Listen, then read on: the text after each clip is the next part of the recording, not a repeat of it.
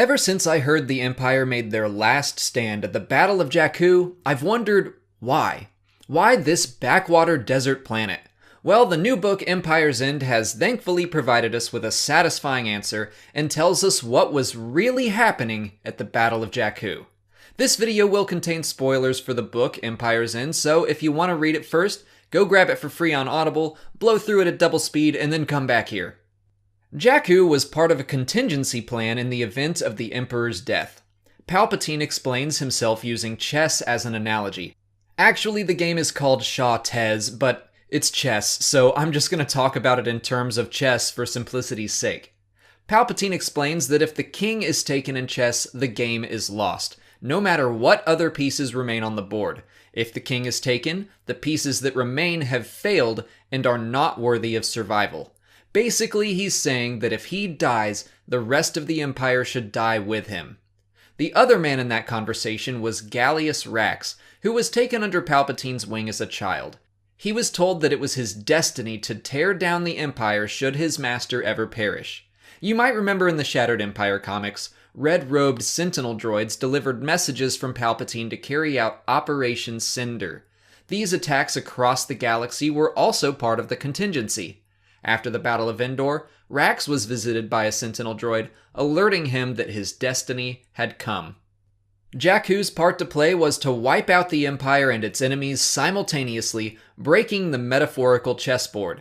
Its secondary purpose was to chart a safe route into the unknown regions to find a new galaxy where Gallius Rax could lead the worthy few survivors in a new empire. These goals were overseen at what was known as the Observatory. Prior to the battle itself, Rax took control of what was left of the Empire and stationed them on Jakku. He claimed the harsh planet would strengthen them all for what was to come. In reality, it was meant to purposefully demoralize them and test the limits of their sanity. He wanted his soldiers to crack under the intense pressure. They were there for months before being accidentally discovered by the New Republic, and they wound up being there even longer than he anticipated when the new government took their time approving the final attack. The Ravager was the final Super Star Destroyer in the galaxy, and it was the central piece of the Empire's strategy. It sat in low orbit above Jakku, surrounded by standard Star Destroyers. When the New Republic arrived, the Star Destroyers protected the Ravager from fire. They would part and allow the Ravager to unleash its weapon cycle and would then retake their positions. The strategy was very effective.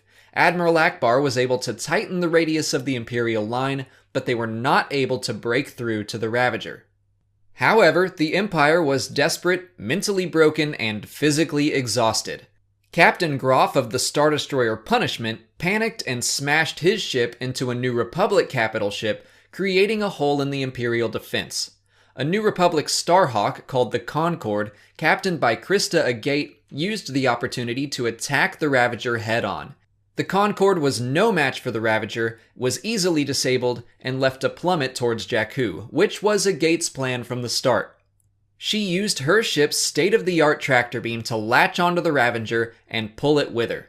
She ordered the New Republic fighters to focus their fire on the Super Star Destroyer's now exposed engines, and when they were disabled, both ships crashed down to Jakku, turning the tide of the battle. The remaining Star Destroyers were left to retreat, surrender, or fight on, and some captains even drove their own ships into Jakku. While the fight raged on in space, the New Republic used the few U-wings left in their fleet to deliver troops to the ground. Their goal was to take a rumored Imperial weapons facility, which was, in fact, the Observatory. They were supported by Wedge Antilles and the rest of Phantom Squadron. Like the New Republic Navy above, they had a difficult time pushing forward. Rax's plan was to delay them anyway, because the Observatory had yet another purpose. A hole had been drilled down into the planet's core.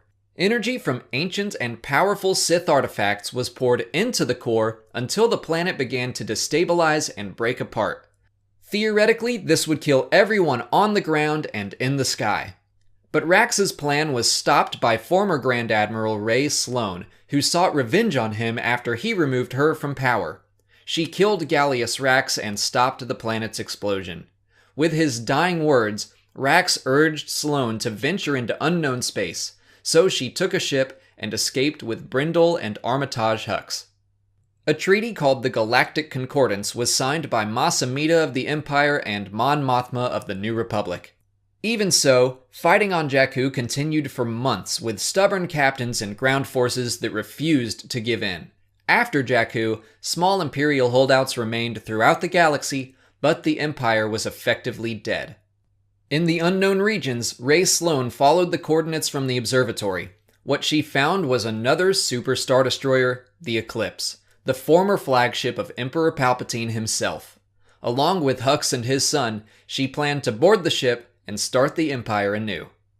Now you know what really happened at the Battle of Jakku. Hopefully that answers all your questions, but if you want to get the full account, I highly recommend you check out Empire's End. If you're interested in picking it up, you can check it out on Audible. The audiobook is out now, and you can get it for free by clicking on the link in the description, or by going to www.audibletrial.com/Star Wars Explained. If you sign up for a trial, you'll get a free credit for one free book, and you can use it on Aftermath Empire's End, or a number of other Star Wars books. Or get any book you want. The point is, you get a free book, and you'll be supporting the channel when you do. That's it for today. If you haven't already, please like this video, subscribe to the channel to see new Star Wars videos every single day, follow me on Twitter, Instagram, and Facebook, and consider checking out my Patreon page. As always, thanks for watching, and may the Force be with you.